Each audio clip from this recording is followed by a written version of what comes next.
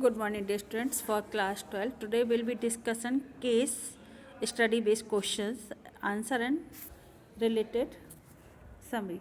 So Raman is the student of class 8 and is suffering from the obesity. During a recent medical checkup at a school, he was advised to practice yoga and participate in a sports activity for curing it. आपके सामने एक case है बेटा रमन का. उस रमन के case के according यहाँ पे कुछ क्वेश्चंस दिए गए हैं और उनके आंसर आपको यहाँ पे देने हैं. तो first question, the yoga instructor at the school has ask Raman to perform. तो कौन सा ऐसा आसन है जो रमन को यहाँ पे परफॉर्म करना चाहिए. देखो, भुजंगासन आपकी स्ट्रेचिंग प्रैक्टिस हो जाती है. आपकी पवन मुक्तासन रिलेटेड टू आपको डायबिटीज़ पेशेंट के लिए भी है. वज्रासन भी आपकी टोटल डाइजेशन से रिलेटेड है, जिससे कि आपकी ओबेसिटी प्रॉब्लम्स रिड्यूस हो सकती. चक्रासन भी. लेकिन सबसे इम्पॉर्टेंट आपके लिए इसमें कौन सा आ रहा है, वो आ रहा है आपके पास वज्रासन. वज्रासन जो आपको डाइजेशन को प्रॉपर रखता है और उसके साथ साथ आपको ओबेसिटी रिड्यूस करने में भी हेल्प करता है. बेटा नेक्स्ट क्वेश्चन आपका आता है, the BMI index is the obese person is. BMI का एक इंडेक्स दिया जा रहा है. तो आपको पता है कि बिलो 18.5 जो अंडर वेट पर्सन होते हैं, 18.5 टू 24.9 जो कि आपका यहाँ पर क्या है, एक नॉर्मल पर्सन कैटेगरी है. क्लियर है. पहला वाला है ओवर वेट हो जाता हैगा, ठीक है. सेकंड आ जाता है आपका नॉर्मल पर्सन आता है, नॉर्मल पर्सन आपका आता है. थर्ड आपका आता है, ये ग्रेटर कैटेगरी है, ओबेस आता है आपके पास कैटेगरी. और लास्ट वाला आता है आपका ग्रेटर 25, ये ओबेसिटी, ये क्या है, ओवर वेट आता है, ओवर वेट आता है आपके पास. तो हमारे पास क्वेश्चन क्या, ओबेस कैटेगरी. तो ऑब्वियसली आपके पास आंसर क्या आएगा, ग्रेटर 30 जो है आपकी ओबेस कैटेगरी पर्सन आएगा. नेक्स्ट क्वेश्चन है, due to the obesity Raman is also suffering from the knock knee for which the advice to. तो बेटा आपके सामने देखो, जब कभी भी आप किसी ऐसी कंडीशन में जैसे walk on the inner as, जब आप अपने घुटने आपके एक दूसरे से टकरा रहे होते हैं तो आपको घुटनों को क्या करना पड़ता है, इनर की साइड में यहाँ पर इनर की साइड करके. लेकिन अगर आपका इट इज जब द आउटर फिट आ रहा है तो ये कौन सा आपकी जब बो लेग वाली प्रॉब्लम हो जाती है तो आपको क्या होता है, आपको अंदर की साइड फुट करना पड़ता है. लेकिन जब नॉकनी होती है तो आपको आउटर साइड के लिए इस तरीके से परफॉर्म करना पड़ता है. तो आपका पहला वाला किसके लिए होगा बेटा, पहला वाला आपका जो होगा वो होगा आपका ये होगा आपके पास वो लेग के द्वारा, वो लेग के द्वारा. और सेकंड होगा आपका इनर एगेट वाला जो होगा, आउटर एगेट वाला होगा, वो है आपका नॉकनी के लिए, नॉकनी के लिए. और दूसरा वाला बोलेग के लिए. वॉक ऑन द हील ये आपकी स्ट्रेचिंग एक्टिविटी है और वॉक ऑन द टो ये भी आपकी स्ट्रेचिंग एक्टिविटी. इसलिए आपका राइट आंसर क्या होगा, आउटर एगेट ऑफ द फीट. क्लियर है. नेक्स्ट क्वेश्चन आपके पास जा रहा है, mineral are essential nutrients in our body which are responsible for proper physical growth, appropriate functioning of muscles, formation of the teeth and maintenance water balance. आपके पास यहाँ पे तीन चीज़ें कौन कौन सी यहाँ पे जो हमारे पॉइंट में आ रही हैं. तो पहला ग्रोथ के लिए हो रहा है, दूसरा फंक्शन ऑफ मसल्स के लिए हो रहा है, फिर उसका टीथ के लिए हो रहा है, उसका वाटर बैलेंस के लिए हो रहा है. तो आपके पास अब क्वेश्चन आता है कि which minerals help in the development of bones and teeth. तो हम सभी को पता है कि आंसर आपके पास क्या आएगा, आंसर आपके पास आएगा कैल्शियम. कैल्शियम मिनरल्स आपके लिए सबसे ज़्यादा आपके बोन्स और टीथ के लिए कंपलसरी होता है. इसी तरीके से आपके पास दूसरा क्वेश्चन है, which mineral to get the seafood. जो जितने भी सी फूड मतलब जो भी समुद्र से मिले हुए फूड हैं उन सब से रिलेटेड अगर आएगा तो वो कौन सा आपका आएगा, सी फूड जो आपका आता है जो आयोडीन के लिए होता है. तो वो आपके लिए आंसर क्या आएगा, आयोडीन. नेक्स्ट आपके पास जो क्वेश्चन आ रहा है, क्वेश्चन में आपके पास ये चीज़ क्लियर है कि which minerals is required for the formation of the haemoglobin. तो हीमोग्लोबिन के लिए आपके पास आंसर क्या आएगा बेटा, सी नंबर आपका आंसर आएगा. सी नंबर आपका आंसर क्या है, आयरन आपका राइट आंसर आएगा इसमें. नेक्स्ट क्वेश्चन आपके पास आ रहा है, during the medical checkup in the society. Society के अंदर एक मेडिकल चेकअप होगा, 2 people are diagnose for the beri beri and night blindness. तो आप लोगों को यहाँ पे क्लियरली मैं आपको बता दूँ कि beri beri lack of the vitamin B और नाइट ब्लाइंडनेस विटामिन ए। तो आपके रिलेटेड इससे क्वेश्चन में आपको हेल्प मिल रही है। देखिए, night blind is cause by the deficiency of vitamin A, आपके पास राइट आंसर आ रहा है।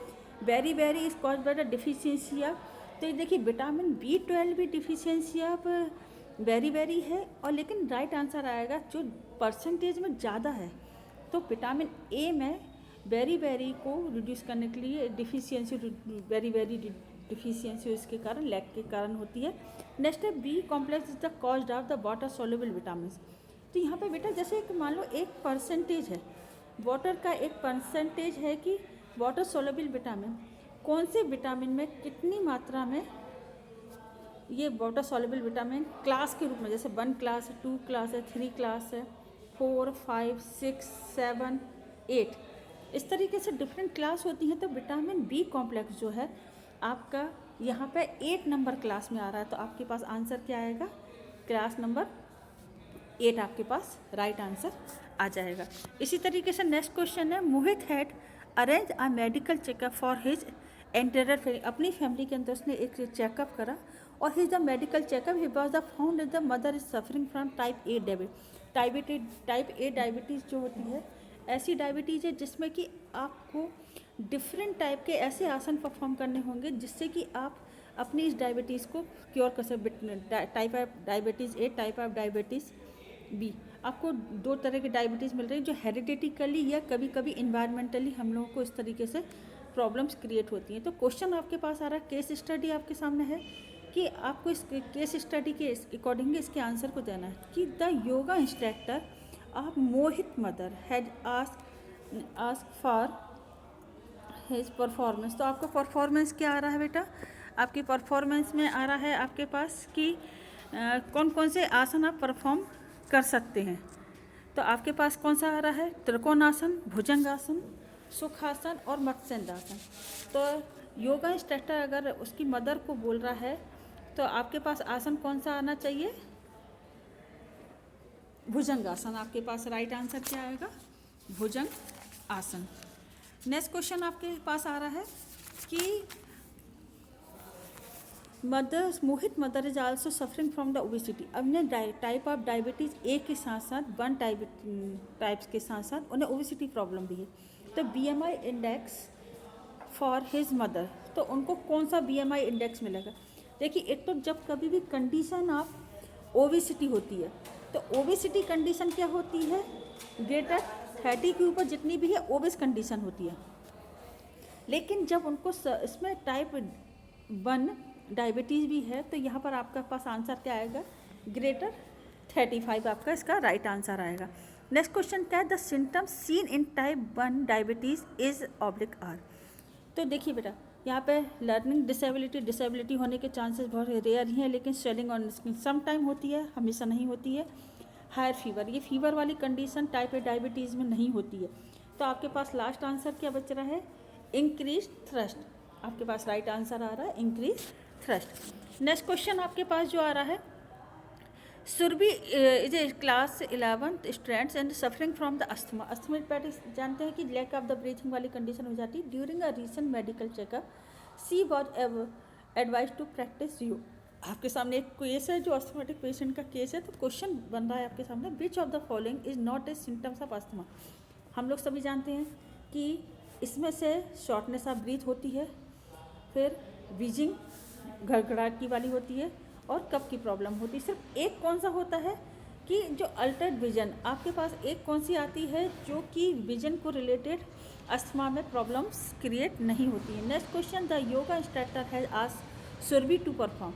अब सुरभि को कौन सा ऐसा आसन करना चाहिए जिससे कि, तो आपके पास राइट आंसर क्या है, आपके पास राइट आंसर आएगा यहाँ पर चक्रासन। क्योंकि चक्रासन जब आप करते हैं तो आपकी हैंड्स और आपकी बॉडी का जो पार्ट है वो पूरी तरीके से क्या हो रहा है, यहाँ पे स्ट्रेच हो रहा है। स्ट्रेच होने के कारण आपके इस एब्डोमिनल पार्ट पे जो स्ट्रेचिंग होती है जिसके कारण आपका डाइजेशन इम्प्रूव हो सकता है, इसलिए जो रेस्पिरेटरी सिस्टम है वो इंक्रीज होता है। तो इसी सिस्टम के कारण सुरभि को कौन सी परफॉर्मेंस देनी चाहिए, यहाँ पर चक्रासन परफॉर्मेंस देनी चाहिए।